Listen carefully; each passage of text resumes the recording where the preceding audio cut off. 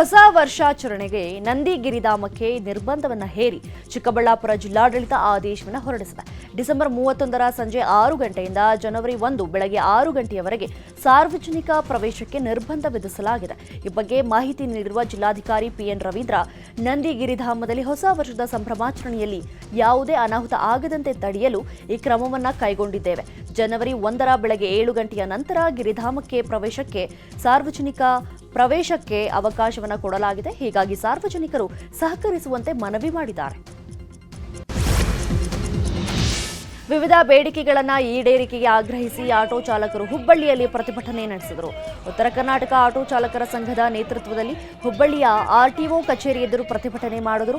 ಹುಬ್ಬಳ್ಳಿಯಲ್ಲಿ ಸುಮಾರು 25,000ಕ್ಕೂ ಹೆಚ್ಚು ಆಟೋಗಳಿದ್ದು, ಸರ್ಕಾರದ ಶಕ್ತಿ ಯೋಜನೆಯಿಂದ ಆಟೋ ಚಾಲಕರು ಬೀದಿ ಪಾಲಾಗುವಂತಾಗಿದೆ. ಶಕ್ತಿ ಯೋಜನೆ ರದ್ದುಗೊಳಿಸಬೇಕು. ಮತ್ತೊಂದು ಕಡೆ ಓಲಾ, ಊಬರ್ ಯಾತ್ರಿಗಳಿಂದಲೂ ತೊಂದರೆಯಾಗ್ತಾ ಇದ್ದು, ಕೂಡಲೇ ಈ ಸಂಸ್ಥೆಗಳ ಆ್ಯಪ್ ರದ್ದು ಮಾಡಬೇಕು ಅಂತ ಮನವಿ ಸಲ್ಲಿಸಲಾಯಿತು.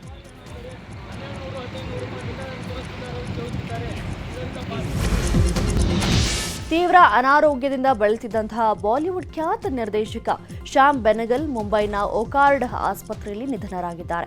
ಕಿಡ್ನಿ ಸಮಸ್ಯೆಯಿಂದ ಬಳಲುತ್ತಿದ್ದಂತಹ 90 ವರ್ಷದ ಶ್ಯಾಮ್ ಬೆನಗಲ್ ಚಿಕಿತ್ಸೆ ಫಲಕಾರಿಯಾಗದೆ ನಿನ್ನೆ ಸಂಜೆ ಸಾವನ್ನಪ್ಪಿದ್ದಾರೆ. ಮಂಥನ್ ಮತ್ತು ಜುಬೇದಾ ಚಿತ್ರಗಳಿಂದ ಖ್ಯಾತಿ ಪಡೆದಿದ್ದ ಬೆನಗಲ್ ಅವರಿಗೆ 1976ರಲ್ಲಿ ಪದ್ಮಶ್ರೀ ಮತ್ತು 1991ರಲ್ಲಿ ಪದ್ಮಭೂಷಣ ನೀಡಿ ಕೇಂದ್ರ ಸರ್ಕಾರ ಗೌರವಿಸಿತ್ತು.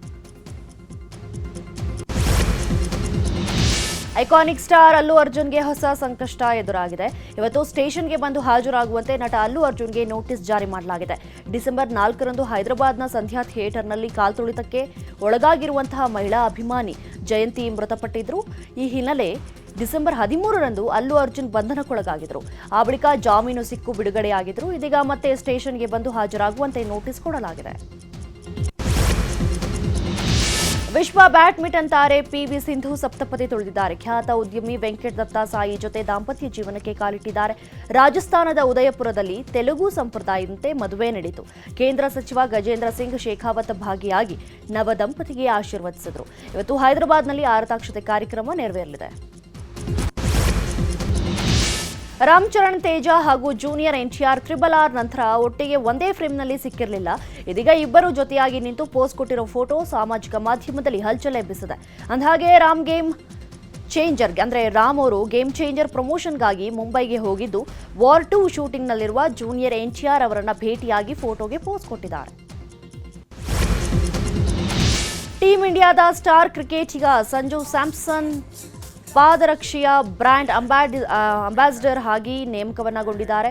ಈಗಾಗಲೇ ಭಾರತದಲ್ಲಿ ವಾಕ್ಮೇಟ್ ಪಾದರಕ್ಷೆಗಳು ಹೆಚ್ಚು ಪ್ರಶಂಸೆಯನ್ನು ಗಳಿಸಿದೆ.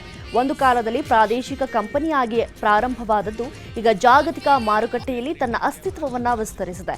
ಇನ್ನು ಈವೆಂಟ್ ಲಾಂಚ್ ಸಮಯದಲ್ಲಿ ಹೊಸ ವಿನ್ಯಾಸದ ಪಾದರಕ್ಷೆಗಳನ್ನು ಲಾಂಚ್ ಮಾಡಿ ಅದರ ಬೆನಿಫಿಟ್ಸ್ ಬಗ್ಗೆ ಮಾಹಿತಿ ಕೊಟ್ಟರು.